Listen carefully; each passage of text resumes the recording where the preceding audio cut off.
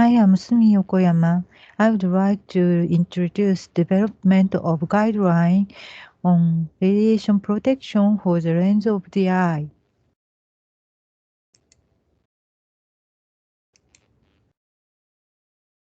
Japanese current dose limit to the lens of the eye is 150 millisievert per year. From April 2021, this dose limit will be 100 millisievert for 5 years and 50 millisievert per year, except for some medical doctors. For the currently operational quantity for the dose monitoring for the lens of the eye, HP10 or HP 0.07 is used. From 2021, HP3 will be available for the dose monitoring of the lens. For the dose measurement, the body is divided into two parts, the trunk and the extremity. Furthermore, the trunk is divided into three parts, the head and neck, and the chest, and the upper arm, and the waist and femurs. In the case of uniform exposures, the personal dosimeter is worn on the basic trunk region, the chest or the waist. In the case of non-uniform exposure, the dosimeter should be worn on the basic trunk and the maximum dose region. The additional dosimeter is usually worn on the neck or the head near the eye.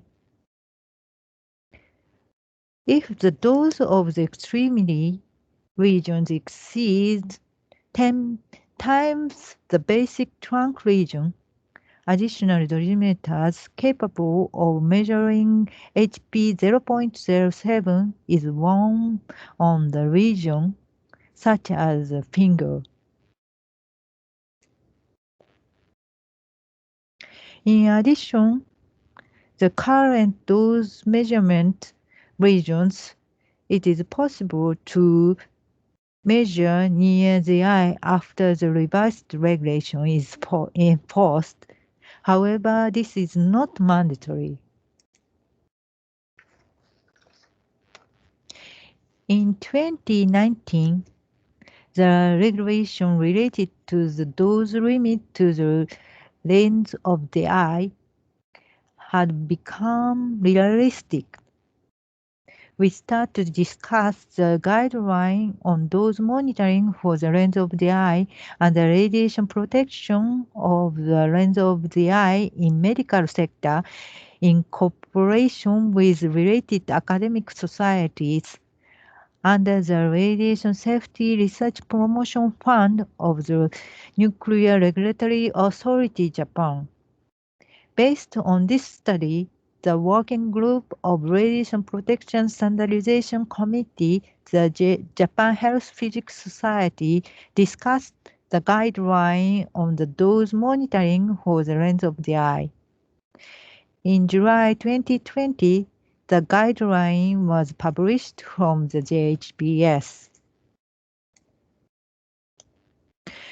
Then I would like to explain the contents of the JHPS guideline.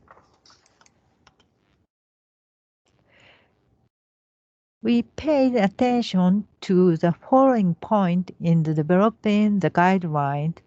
At first, the dose on the lens of the eye should be monitored to comply with the related regulations. Second, the new dose monitoring concept is harmony with existing method of measuring the effective dose and equivalent dose to the skin. Third, dose monitoring and radiation protection should be optimized based on the workplace's situation and occupational safety and health. Fourth, the international and national standards and guides for the dose monitoring of the lens of the eye are referred to. Finally, the guideline should be help the radiation manager to understand the basic concept of radiation monitoring of the lens of the eye, including scientific evidence and support the determination of the criteria. This shows is the content of the guideline. The guideline consists of the main text, explanations, and questions. In the main text, as a scope of application, we describe this guideline is applied to the monitoring of radiation workers equivalent dose to the lens to the eye due to the photon, electron, and neutrons and the planned exposure situation. And in the guidance, monitoring regions and the operational quantity for the dose monitoring of the lens are explained. In addition, a flow diagram is attached. This is the flow diagram for the lens of the eye monitoring. In the first step, monitoring regions are divided by uniform exposure or not. In the second step, monitoring regions and operational quantity used for the dose measurement for the lens are determined by whether the dose to the lens of the eye close or exceeds the management criteria for the lens of the eye. Here, the management criteria are decided by the radiation dose manager in each facility. Finally, monitoring regions and operational quantity are classified into 4 cases like that. The explanation consists of 5 sections: objectives, scope of applications, related act and regulations, glossary, and the monitoring method to estimate the dose equivalent of the lens. I would like to explain section 5 in detail. Section 5 consists of 7 subsections: basic concept, type of the management criteria, recording level, monitoring regions, operational quantities, and methodology to judge that the dose exceeds the management criteria. I would like to explain management criteria and the judgment of the non-uniform exposure situation. For these discussions, a lot of time has spent.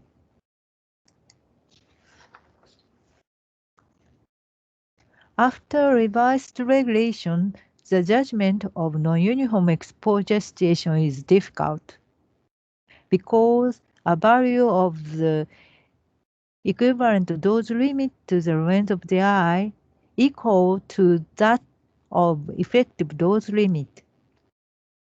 The current Japanese dose monitoring manual recommends wearing the additional dosimeter when the maximum dose is more than 3 times the dose in the basic trunk region, the chest or waist. This concept is based on the ratio of the dose limit to the length of the eye to the effective dose limit. However, this ratio cannot use under the revised regulation. Therefore, the IRPA publication 26, 75, and IAEA GSG 7 were referred to. It has a specific description in question number 1. Management criteria to attach to personal dosimeter near the lens should be decided according to the situation of each facility. However, the concept must be explained in the guideline. The concept of individual monitoring in ICRP publication 75 and manual for the measurement and evaluation of exposed dose are helpful in determining the criteria.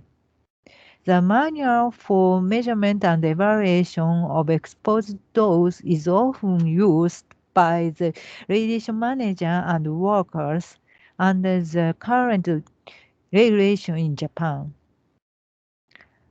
and is associated with measurement as uncertainty and the criteria for non-uniform exposure.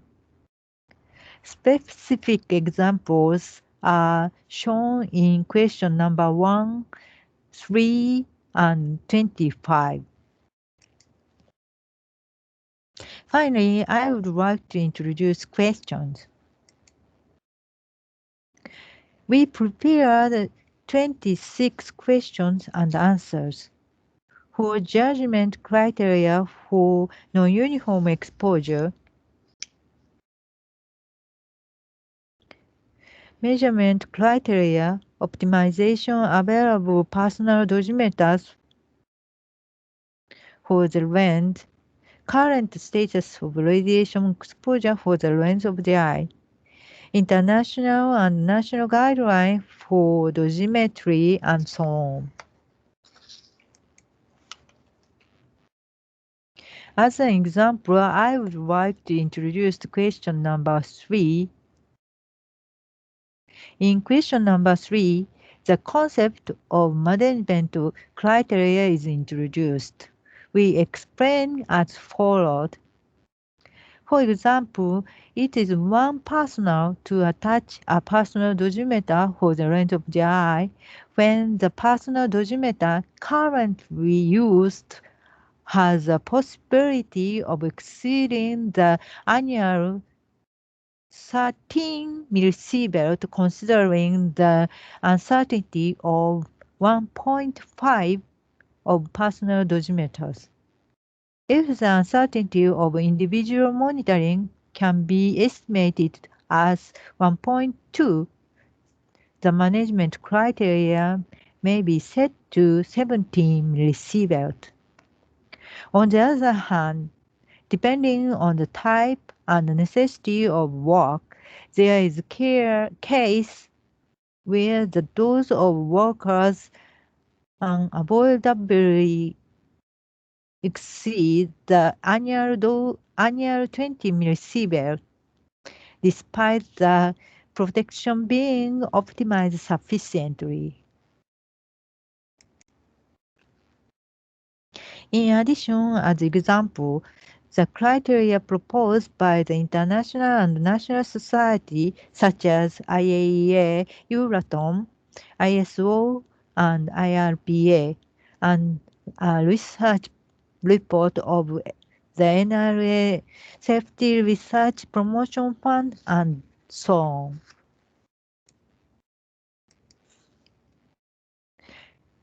In Japan, the dose monitoring guidelines for the lens of the eye are prepared by radiation protection expert in the JHPS. The guidelines are based on the international and national guidelines and research results. The issues regarding the operational quantities and measurement regions have been cleared. We hope this guideline is used to comply with the related regulation of dose monitoring and to optimize the radiation protection for the lens of the eye. However, the guideline should be revised as necessary when new knowledge, technologies, and method for the monitoring come out in the future. This research was partially supported by Radiation Safety Research Promotion Fund, NRA Japan. And we would like to thank the JHPS. Thank you for your attention.